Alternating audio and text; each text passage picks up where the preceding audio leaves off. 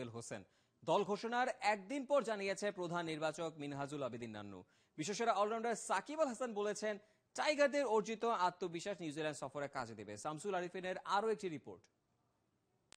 লাস্টে 2টা সিরিজ হয়ে গেছে, হয়তো বা খেলতে পারেনি, তো ওটা একটা চ্যালেঞ্জ যে বিপিএলটা ভালো করে হওয়া, সামনে ন্যাশনাল টিমে ঢোকাটা একটা চ্যালেঞ্জ। সবকিছু মিলে আর কি, মানে পুরো বিপিএলটা আমার জন্য একটা বড় চ্যালেঞ্জিং। বিপিএল এর সাফল্য দেখিয়ে নির্বাচকদের নজর টানবেন আলামিন হোসেন, সেই আশায় গুড়ে বালি। নিউজিল্যান্ড সফরের জন্য ঘোষণা হয়ে গেছে 22 জনের প্রাথমিক দল। সেই দলে নাই আলামিন, রুবেল হোসেন, নাসির হোসেন। সামাজিক যোগাযোগ মাধ্যমে ঝড় উঠেছে সিমিং কন্ডিশনে কেন নাই ওরা তিনজন। উত্তর দিয়েছেন প্রধান নির্বাচক। আলামিন আর রুবেল হোসেনকে দেখবেন যে ওরা কিন্তু 4 দিনের ম্যাচে খুব একটা লম্বা বোলিং এখন পর্যন্ত করতে পারেনি।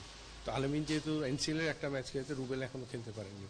তো স্কিলের দিক থেকে ওকে আফগানিস্তানের সাথে আমরা দেখেছিলাম রুবেল হোসেনকে, কিন্তু আপ টু দ্য মার্ক না। যেহেতু নিউজিল্যান্ডের অনেকগুলি ফাস্ট বোলার আছে, ওদের স্পিনারের সংখ্যা কম, তো সেই সময় মনে করি যে সাব্বিরের ক্ষমতা অনেক বেশি। সেই জায়গায় সাব্বির সম্মুখেও চিন্তা করা হচ্ছে এবং তার সাথে মুসাদ্দিক সৈকতে আছে, তো সেই জায়গায় ওর সিরিয়ালটা 4-এর কাছাকাছি পড়ে গিয়েছে। দল পছন্দ হলো কি হয় নাই সেই নিয়ে মত নাই সাকিবের।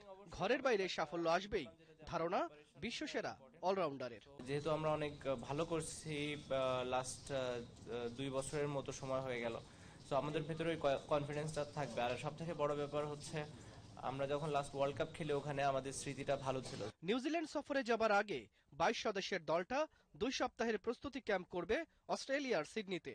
প্রস্তুতি শেষে ওখান থেকেই বাছাই হবে টাইগারদের টেস্ট, ওয়ানডে আর টি-20 স্কোয়াড। শামসুল আরিফিন, 71। শুধু বিপিএলই না, বৃষ্টির বাধায় Brother, subscribe, please subscribe, share the video, get more videos, subscribe.